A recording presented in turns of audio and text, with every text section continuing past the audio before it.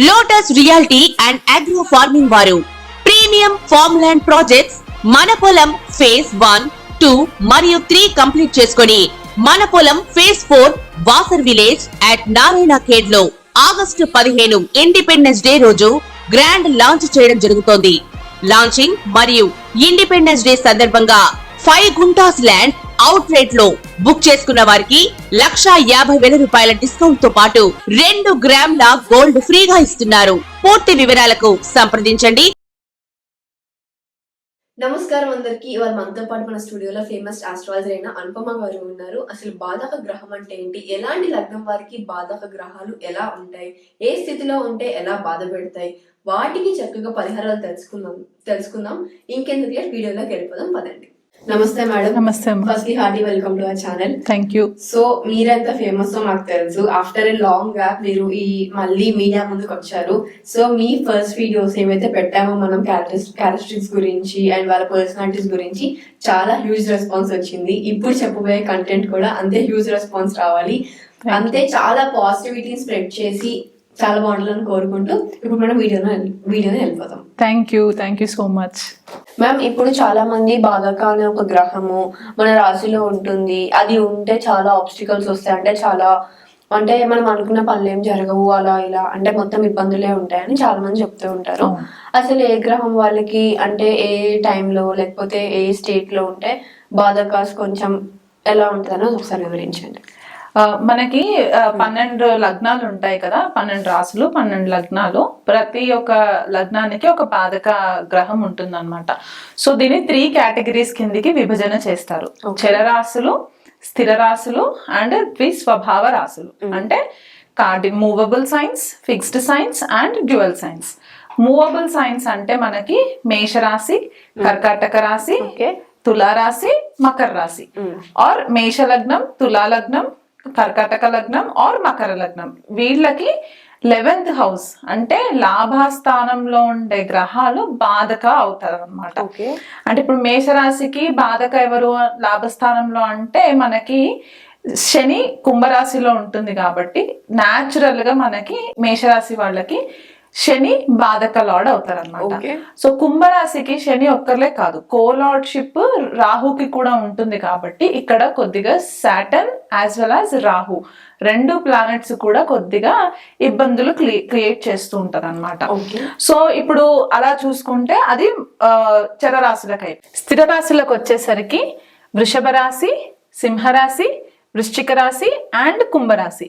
వీళ్ళకి 9th house అవుతుంది అనమాట. ఇప్పుడు 9th హౌస్ అంటే మనకి భాగ్యస్థానంని కూడా చూసుకుంటాం కాబట్టి ఇక్కడ భాగ్యాధిపతి బాధకుడు ఎట్లా అవుతున్నారు అని కొంతమందికి డౌట్స్ రావచ్చు. సో మనం అవి డీటెయిల్డ్ గా మాట్లాడుకునేటప్పుడు వివరిస్తాను.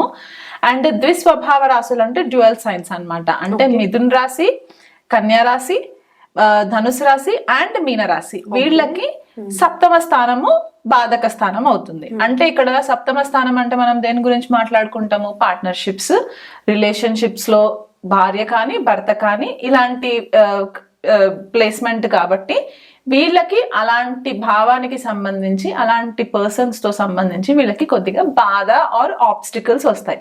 సో బాధక బేసిక్ నేచర్ ఏంటి అంటే ఒక సాఫీగా సాగే లైఫ్ లో ఒక సడన్ గా ఒక రోడ్ బ్లాక్ రావడము, లేకపోతే మనము డ్రైవ్ చేసుకుంటూ వెళ్ళిపోయేటప్పుడు ఒక స్పీడ్ బ్రేకర్ వచ్చినప్పుడు మనం కాసేపు ఆగుతాం కదా, ఆ speed breaker type of energy ఉంటుంది అనమాట. సో ఇది మనకి దీని ఎఫెక్ట్స్ ఎప్పుడు కనిపిస్తాయి అంటే దశ అంతర్దశలు వచ్చినప్పుడు లేదా గోచారంలో కొన్నిసార్లు ఆ పర్టికులర్ గ్రహాలు ఫేవరబుల్ గా లేనప్పుడు అప్పుడు మనకి దీని ఎఫెక్ట్స్ కనబడుతూ ఉంటాయి అన్నమాట. సో మనం ఇప్పుడు ఏం చేద్దామంటే ఒక్కొక్క లగ్నానికి ఈ బాధక ఎలాంటి రిజల్ట్ ఇస్తుంది, ఏ హౌస్ లో ఉంటే ఎట్లాంటి రిజల్ట్ ఇస్తుందో మనం తెలుసుకుందాం. మ్యామ్, ఇప్పుడు సింహరాశి వారికి బాధక గ్రహం ఏ స్థానంలో ఉంటే ఎలా ఇబ్బంది పెడుతుందో ఒకసారి వివరించండి. సింహరాశి వాళ్ళకి బాధక గ్రహం ఎవరు అంటే కుజుడు అవుతారండి. అదే కుజుడు యోగకారకుడు కూడా అవుతారనమాట. సో ఇప్పుడు ఇక్కడ సేమ్ వృషభ రాశికి శని ఎలాగైతే బాధక యాజ్ వెల్ యాజ్ యోగకారక, కుజుడు కూడా కొద్దిపాటిగా బ్యాలెన్స్డ్ రిజల్ట్స్ ఇస్తూ ఉంటారు. మరి అంత ఎక్కువ అంటే ఒక సిగ్నిఫికెంట్ అంటే ఒక కారకత్వానికి సంబంధించి డ్యామేజ్ చేస్తే ఇంకొక కారకత్వానికి పాజిటివ్ చేసే గ్రహం అన్నమాట. సో ఒకవేళ కుజుడు లగ్నంలో ఉంటే గనక, అంటే సింహరాశిలోనే ఉంటే గనక వీళ్ళు చాలా ఈగోయిస్టిక్ ఉంటారు, స్ట్రైట్ ఫార్వర్డ్ ఉంటారు, కొద్దిగా ఆరోగెన్స్ ఎక్కువ ఉంటుంది, అగ్రెషన్ అంటే కోపిష్టి ఎక్కువ ఉంటారు. అండ్ కొద్దిపాటిగా వీళ్ళు ఒకవేళ గవర్నమెంట్ కి గనక జాబ్ చేయాలి అని అనుకుంటే గనక కొద్దిపాటిగా వీళ్ళకి బాధ క్రియేట్ అయ్యే ఛాన్సెస్ ఉంటాయి.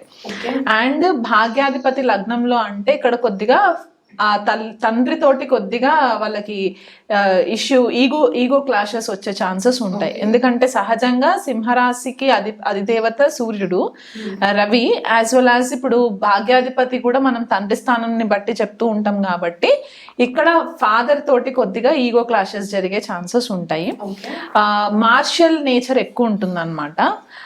ఇది వాళ్ళకు ఉండే నేచర్. యాజ్ వెల్ యాజ్ వీళ్ళకి ఫ్రీక్వెంట్ గా హెడేక్స్ వచ్చి హెడేక్స్ వల్ల వీళ్ళకి బాధ కలిగే ఛాన్సెస్ కూడా వీళ్ళకి కొద్దిపాటిగా ఉంటుంది. కుజుడు బాధకాధిపతి అయి ద్వితీయ స్థానంలో ఉంటే, ఇప్పుడు కన్యా రాశిలో ఉన్నప్పుడు ఏమవుతుందంటే ఇక్కడ కొద్దిగా ఫ్యామిలీకి సంబంధించి ఇబ్బందులు. ఎందుకంటే కుజుడు కొద్దిగా అగ్రెసివ్ నేచర్ ఉంటుంది కదా, అంటే కొద్దిగా కోపిష్టి, కొద్దిగా దూకుడుతనం ఎక్కువ ఉంటుంది కాబట్టి కన్యా రాశి మనకి ప్రారబ్ధకి సంబంధించిన హౌస్ అవుతుంది కాబట్టి వీళ్ళకి ఫ్యామిలీ మ్యాటర్స్కి వచ్చేసరికి కొద్దిగా క్లాషెస్ రావడము.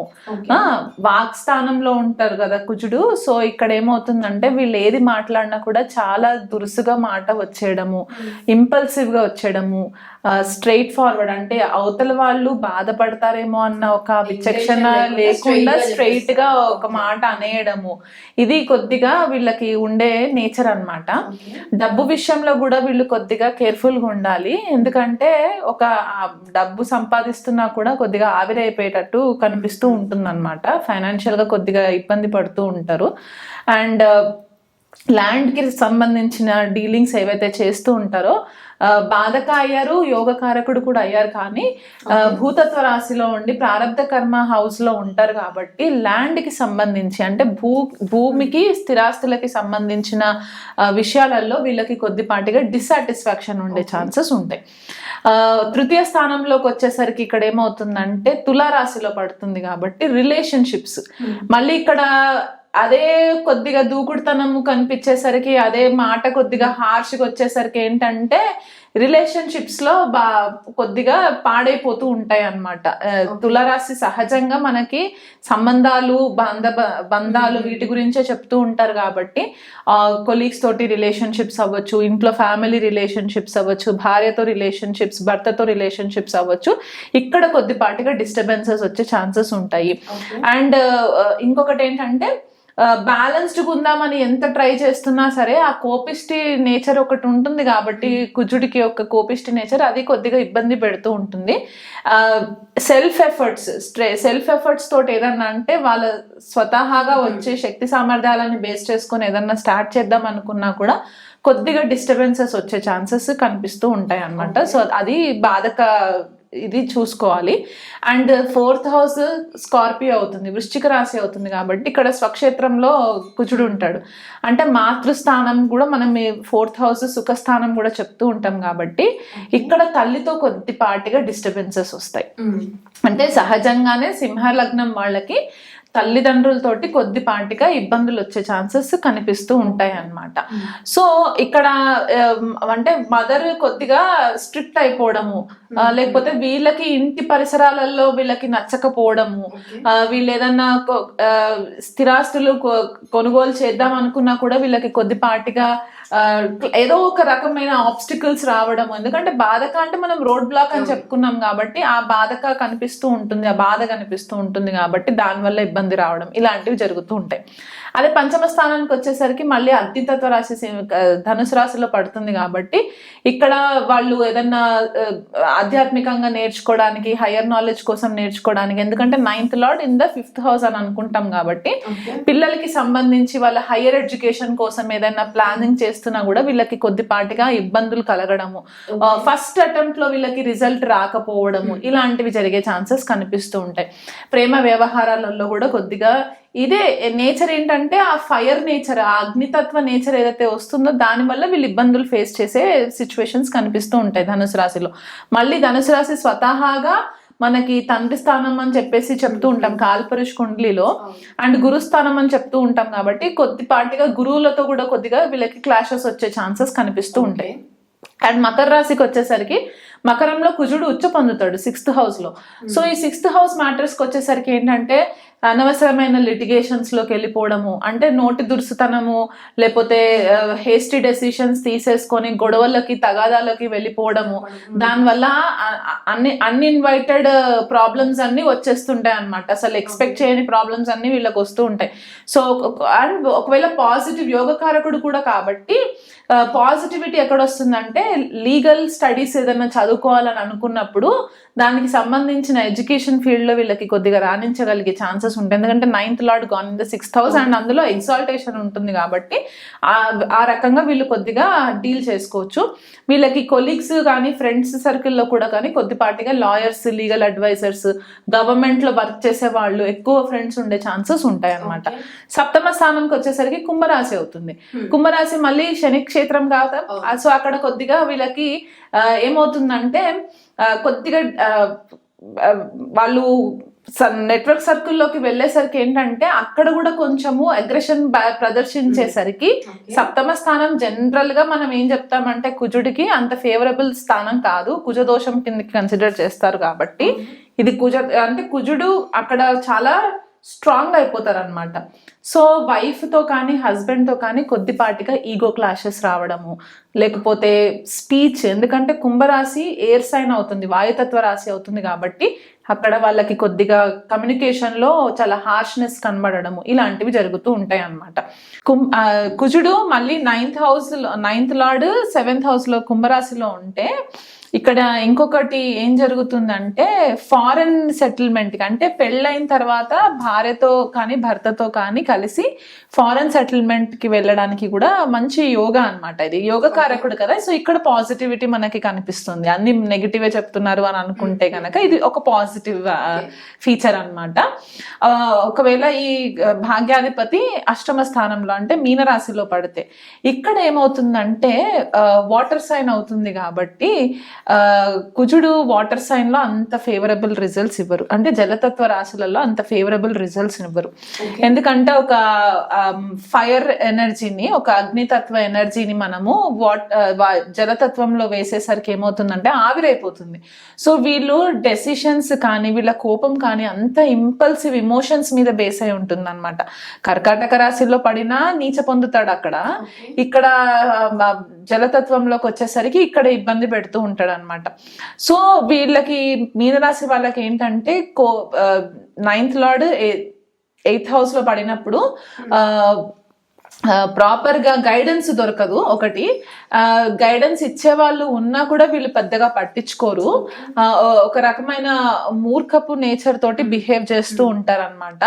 సో దానివల్ల వీళ్ళు కొద్దిగా నష్టపోతూ ఉంటారు. అండ్ ఇది భాగ్య నష్టం జరిగే కాంబినేషన్ అనమాట. 9th Lord 8th house లోకి వెళ్ళడం అంటే మన భాగ్య, అండ్ అందులో బాధక కూడా అయ్యారు కాబట్టి ఫార్చ్యూన్ అంటే మనకి ఏదైతే గాడ్స్ బ్లెస్సింగ్స్ రావాలో అది టైంకి సరిగ్గా అందకపోవడం అనమాట. ఇదొకటి. అండ్ ఇప్పుడు బాధకాధిపతి భాగ్యస్థానంలోనే ఉంటే మేషరాశిలో ఉంటే ఇక్కడ ఏమవుతుందంటే వీళ్ళు ఆధ్యాత్మికంగా ఎదగడానికి చాలా మంచి ప్లస్ పాయింట్ ఉంటుంది. హీలర్స్ అయ్యే ఛాన్సెస్ కూడా ఉంటుంది, ఎందుకంటే అశ్విని నక్షత్రము మేషరాశిలో ఉంటుంది కాబట్టి అది హీలింగ్ సైన్ అనమాట. సో ఆ పర్టికులర్ ప్రొఫెషన్స్ లో ఎంచుకోవడానికి ఉంటుంది. కానీ అగైన్ మళ్ళీ హైయర్ ఎడ్యుకేషన్కి వెళ్ళేసరికి కొద్దిగా స్ట్రగుల్ అవుతుంది. కానీ at the end of the day వాళ్ళు సక్సెస్ పొందుతారు, ఖచ్చితంగా సక్సెస్ పొందుతారు, ఎందుకంటే యోగకారకుడు కూడా అవుతాడు కాబట్టి సక్సెస్ పొందుతాడు. ఇదే భాగ్యాధిపతి అండ్ బాధకాధిపతి 10వ స్థానంలో ఉంటే, కర్మక్షేత్రంలో ఉంటే వృషభ రాశిలో ఫీమేల్స్ వల్ల కొద్దిగా ఇబ్బందులు పాలవ్వడం, సింహరాశిలో ఫీమేల్స్ వల్ల కొద్దిగా ఇబ్బందులు పాలవ్వడము, లేకపోతే ఫీమేల్ మేనేజర్స్ అండర్ పనిచేయడము, అండ్ ఆ ఫీమేల్ మేనేజర్స్ ఏంటంటే కొద్దిపాటిగా పవర్ అబ్యూస్ చేయడము, ఓకే, పవర్ చూపించడం వాళ్ళ పైన, దానివల్ల వీళ్ళకి కొద్దిగా ఇరిటేషన్ రావడము, లేదా వీళ్ళకంటే కింద స్థాయిలో ఉన్న వాళ్ళ పైన పవర్ అబ్యూస్ చేయడము, ఇలాంటివి జరిగే ఛాన్సెస్ ఉంటాయి. అండ్ వృషభ రాశి మనకి రీసోర్సెస్ కి కూడా సంబంధించింది భూతత్వ రాశి కాబట్టి ఏదైనా ల్యాండ్ కి డీలింగ్స్ చేసేటప్పుడు కూడా కొద్దిగా కేర్ఫుల్ గా ఉండాలి, డాక్యుమెంటేషన్ అవన్నీ కూడా కొద్దిగా చూసుకుంటూ ఉండాలి. లేదా కొన్నిసార్లు ఏమవుతుందంటే ఆ పర్టిక్యులర్ ల్యాండ్ వల్ల వీళ్ళకి బాధ కలగడము, లేకపోతే ఏదన్నా మేజర్ ప్రాబ్లమ్స్ లోకి వెళ్ళి దానివల్ల వీళ్ళు ప్రాబ్లమ్స్ ఫేస్ చేయడము ఇలాంటివి జరుగుతూ ఉంటుంది. బాధకాధిపతి లాభస్థానంలో ఉంటే, మిథున రాశిలో ఉంటే ఏంటంటే మిథున రాశి మళ్ళీ ఎనిమి సైన్ అవుతుంది, శత్రుక్షేత్రం అవుతుంది. కాబట్టి ఇక్కడ ఏంటంటే ఎలక్ట్రిఫైయింగ్ స్పీచ్ వచ్చేస్తుంది. అంటే మళ్ళీ ఇక్కడ మిథున రాశి కమ్యూనికేషన్ కి అని చెప్పాను కాబట్టి ఎలక్ట్రిఫైయింగ్ స్పీచ్ అన్నమాట. చాలా ముక్కుసూటిగా మాట్లాడే దాని వల్ల వీళ్ళకి ఇబ్బందులు కలగడం, అండ్ వీళ్ళ నెట్వర్క్ సర్కిల్లో ఉన్న వాళ్ళతోటి కూడా వీళ్ళకి కొద్దిపాటిగా డిస్టర్బెన్సెస్ రావడము, లేదా వీళ్ళ ఫ్రెండ్స్ వల్ల వీళ్ళు ఇబ్బందులు పాలవ్వడము, దీనివల్ల వాళ్ళు ఇంకెక్కువ నష్టపోవడము, ఇలాంటివి జరిగే ఛాన్సెస్ ఉంటాయి. అండ్ 12th హౌస్ లోకి వచ్చేసరికి కర్కాటక రాశి అవుతుంది. అక్కడ కుజుడు నీచ పొందుతాడు. అండ్ ఈ బాధకాధిపతి అక్కడ 12th లోకి వెళ్ళినప్పుడు ఏంటంటే ఒక రకంగా కుజదోషం కిందకి కూడా కన్సిడర్ చేయడానికి ఛాన్స్ ఉంటుంది. ఇక్కడ ఏంటంటే ఎక్స్ట్రీమ్లీ మ్యానిపులేటివ్ అయిపోతారు అనమాట. అంటే కుజుడు కంప్లీట్లీ పవర్లెస్ అయిపోతారు అనమాట. అసలు ఆయనకి పవరే ఉండదు కర్కాటక రాశిలో పడిన తర్వాత. సో ఈ మాస్కులినిటీ ఏదైతే ఉంటుందో అది కంప్లీట్ నలిఫై అయిపోతుంది. చాలా ఇంపల్సివ్ డెసిషన్స్ తీసుకుంటారు. కోపం ఎంత వరకు ఏ రేంజ్ లో వస్తుందంటే కొన్నిసార్లు ఏంటంటే మనము వాల్స్ ని అంటే గోడల్ని పగలగొట్టేసే అంత కోపం స్వభావం కనిపిస్తూ ఉంటుంది అనమాట. సో ఇట్లాంటి ఈ బాధక అంటే ఒక యోగకారక గ్రహం కుజుడు బాధకాధిపతి అయి సింహరాశికి సింహ లగ్నానికి ఇబ్బంది పెట్టకుండా ఉండాలి అంటే సుబ్రహ్మణ్యేశ్వర స్వామి ఆరాధన వీళ్ళు రెగ్యులర్ గా చేసుకోవడము చాలా మెయిన్ ఇంపార్టెంట్ పాయింట్ అన్నమాట. అండ్ వీళ్ళు ఇంకొకటి ఏంటి అంటే మంగళవారం ఉపవాసం ఉండడము, సుబ్రహ్మణ్యేశ్వర స్వామికి చేసుకోవడము మెయిన్ గా చెప్పదగిన రెమెడీ. అండ్ ఇంపల్సివ్ డెసిషన్స్ అస్సలు తీసుకోకూడదు. కోపం వస్తుంది అని అనుకున్న టైంలో కొద్దిగా మనకి నేజల్ ఎక్సర్సైజెస్ ఉంటాయి, నోస్ ఎక్సర్సైజెస్ కోపం తగ్గించుకోవడానికి, లైక్ అనులోమ్ విలోమ్ చేసుకుంటూ ఉంటారు కదా, అలాంటి పారాయణాలు చేసుకోవడము, లేకపోతే ఫిజికల్ యాక్టివిటీస్ కోసము ఏదన్నా మార్షల్ ఎక్సర్సైజెస్ కి కరాటే అలాంటివి ఒకవేళ ఇంట్రెస్ట్ ఉన్న వాళ్ళు జిమ్ కి వెళ్ళడం కూడా ఒక మంచి ప్లస్ పాయింట్ అన్నమాట. ఎందుకంటే కుజుడు ఆ జిమ్ కి సంబంధించిన ప్లానెట్, మాస్కులినిటీకి సంబంధించిన ప్లానెట్ కాబట్టి ఆ ఫిజికల్ అగ్రెషన్ ని మనము జిమ్ లో ఎక్సర్సైజెస్ రూపంగా మనము బయటికి ఆ ఎనర్జీని ఎమిట్ చేసేస్తే బ్యాలెన్స్ చేసుకోవడానికి హెల్ప్ అవుతుంది అన్నమాట బేసికలీ. ఓకే, మరి చూసారు కదా సింహరాశి లేదా సింహ లగ్నం వారికి